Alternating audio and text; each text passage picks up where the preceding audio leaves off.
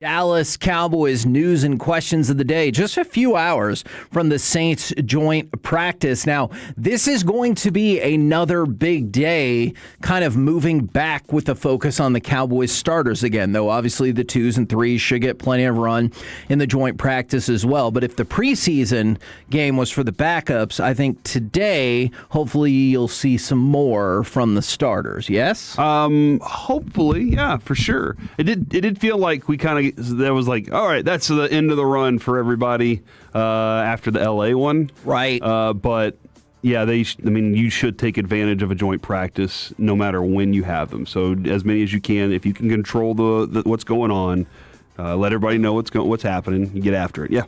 Now, sorry. You're okay. Shoddy said that he was going to maybe shake some things up rotationally after the first preseason game, and a couple of things to look at. He definitely did. All right, let's go with the second team offensive line first, which I know might sound a little weird, but I think it will give you some insight into perhaps where some of these things are going. So Nick Leverett was the center for the second team, and then on the left side, tackle Drew Shelton, guard Trevor Keegan. On the right side, TJ Bassett, guard, and Nate Thomas at right tackle. So that was kind of what your second team offensive line looks like. You got to think that perhaps either A, those people are in the lead for the backup spots, or B, they're trying to get some more runs there with the 2s to get a better feel of what they've got. Some dudes slid around, right? And like that's a lot. So I wonder what the conversation from either Shoddy or their position coach is. Hey, we just want to kind of see you at some other spots.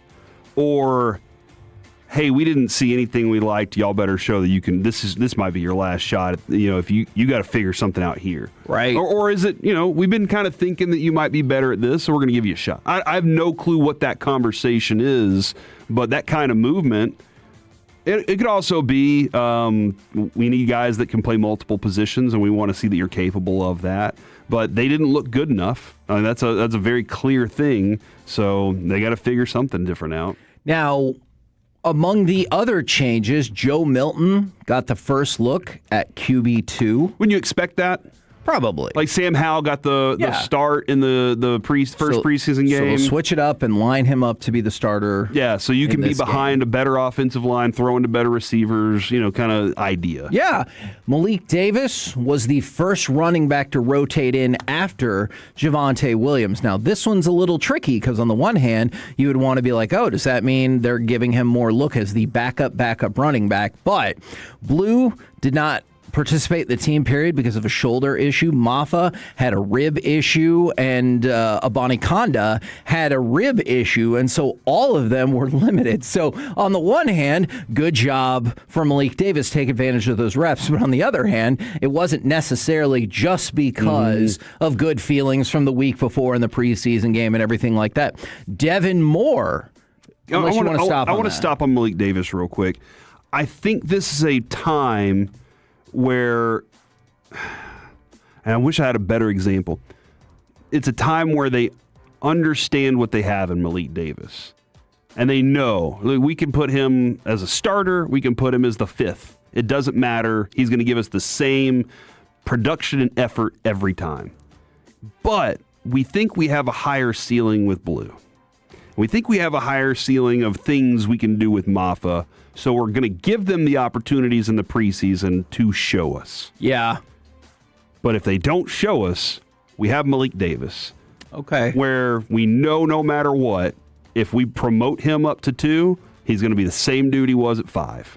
Whereas if you put Jaden Blue down there, you might never get to see that thing. So it's just being a professional kind of thing, and I think that's what Malik Davis has done well so far. Now, this feels more like a direct result of the preseason game. Devin Moore took some first-team reps in place of Kalen Carson. We talked about it. It was a really rough first drive, not only for him, but the entire defense. Amir Speed saw some second-team reps, and then in the red zone period, Tyrus Wheat saw some first-team reps. And so I appreciate just getting a look because that feels like one of the key things that you got to see in training camp. All right, hey, I know how you look against them. What about now? I think there's high hopes for Devin Moore. For sure. And so, like, this, he didn't look bad. He hasn't looked bad. Right. And injuries have really, that was his problem in college. So as long as he can stay healthy, I think the dude's going to be a good player. So, but you're right. Kalen Carson was not good enough. And so that may have moved the rookie up a little faster than it was expected to. Or at least get a shot. Yeah, absolutely. Show that you can. All right. Do you want more information or potentially a negative thing to keep track of? I think the negative thing is relevant. Negative then. All right. Oh, no. So we all feel like last week was a good week for the Cowboys. Even Broadus was talking about it in the crosstalk. We feel like it was a good week for the Cowboys with the successful joint practice against the Rams, successful preseason game. But it doesn't matter if you don't build on it, in my opinion. Agree. So, yeah. 100% I agree on that. But there's another thing you need to look back at in that preseason game. The Cowboys had 13 penalties for 103 penalty yards. Mm-hmm. And they struggled yet again on special teams. All right, let's go back to last year. And arguably at times the year before that, etc. We all know the defense was trash, right? Mm-hmm. The Cowboys have said that. The Cowboys defensive players have said that, both new and old. The defense was trash last year. But I don't want people to lose sight of the fact that you had massive penalty and special teams issues as well. So fix the defense, great. That is what the primary focus should be. But I hope we're not like giving away any credence to how much our special teams and penalties were issues, because it was just a preseason game. Mm-hmm. And I know it was backups, but there it is yet again, right in your face. Special teams, Kevin, is going to have a huge question mark on for me all season long. Right. So I'm not. That's something. That's why Holden got cut. Yeah, like this is going to be something for me the entire season, because I have a lot of questions about the coaching there and how the quality of it. We'll see. Hopefully he's good enough, and hopefully he gets the assistance. Bobby brought something up the other day. There was a certain accountability held on Eberflus, and that accountability did not seem to go by way of the special teams. This year, you should be looking at it the same way. Right. When it comes to some of the penalties, some defensive line penalties, I don't know how they'll fix them, but did you see what they did yesterday with the corners? As they were, so as they were holding, grabbing those things, yesterday the cornerbacks had to play with some mitts on, so that they couldn't do some of those things. Right. I do remember this was in baseball. We would use wooden gloves sometimes for soft hands. Yeah, instead of like you would have to really watch the ball all the way to the wooden glove. It didn't allow you to wrap anything around it, and you had to use your other hand to make sure you secured it and brought it in. This same kind of mindset, same kind of idea. You can't use your fingers to grab onto somebody. Then how are you going to use your hands to combat them without interfering? And so this was a planned idea that, hey, look, now that we have this, now that I have the proof that you guys can't do this right, we have to do this, we have to train ourselves. And now they're going to use those methods. So this is a smart thing. Instead of, somebody just said it a minute ago, I'm glad we have a coaching staff that's proactive. And I'd like them to be proactive instead of reactive also. But I think this was always in the plans of, we want them to be physical.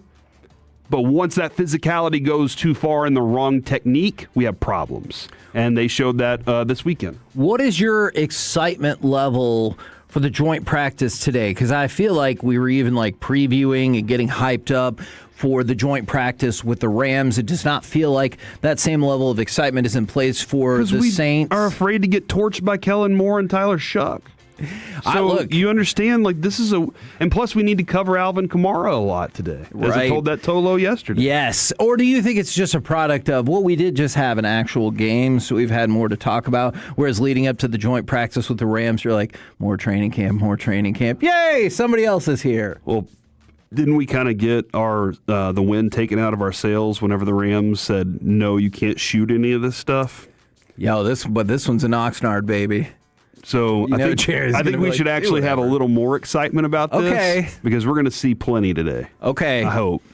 We need to text Nick Harris and ask. Yes, you know what? Or do you think we should just wait till Mickey comes on and ask him how many videos you posting, thinks he's going to take? I'll set the over-under at 0.